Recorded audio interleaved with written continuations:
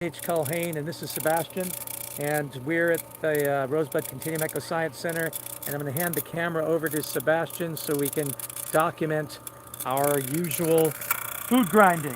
So we've got the incinerator here, and I'm going to unplug it.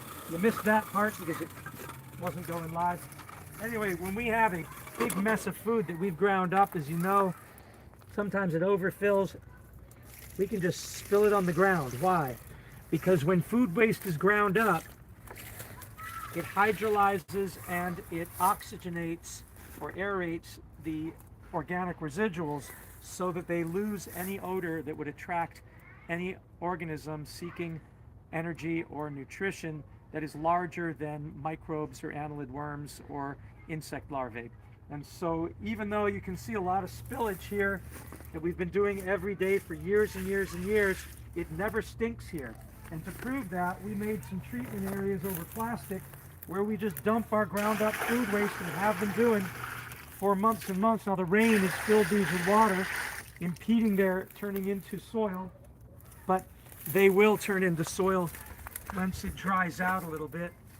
And if you want it to turn into soil faster, what you can often do, and this is not good soil here, but you throw in some microbes in there.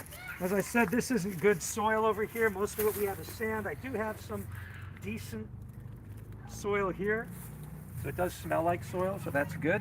So I'm going to toss that into this treatment, but not this, to accelerate its decomposition into soil, because we're all about soil building here. So this is inoculating. This is not inoculated. Either way, it has never, and this is the months that we've been doing this, it has never attracted any vermin, nor has it had any smell. No cockroaches, no flies, no feral cats or feral dogs. And we do have feral cats around here, no raccoons. The chickens aren't interested. And so if you're wondering how to stop the food waste problem and you don't have a compost and you don't have a biodigester like we have, you can simply grind up your food and toss it on the ground, put it in the flower planter, or in our case, just put it on a plastic sheet. Doesn't matter. You've ended the food waste odor problem and the animal attractant. We're hoping that this will solve the problem of wildlife conflict.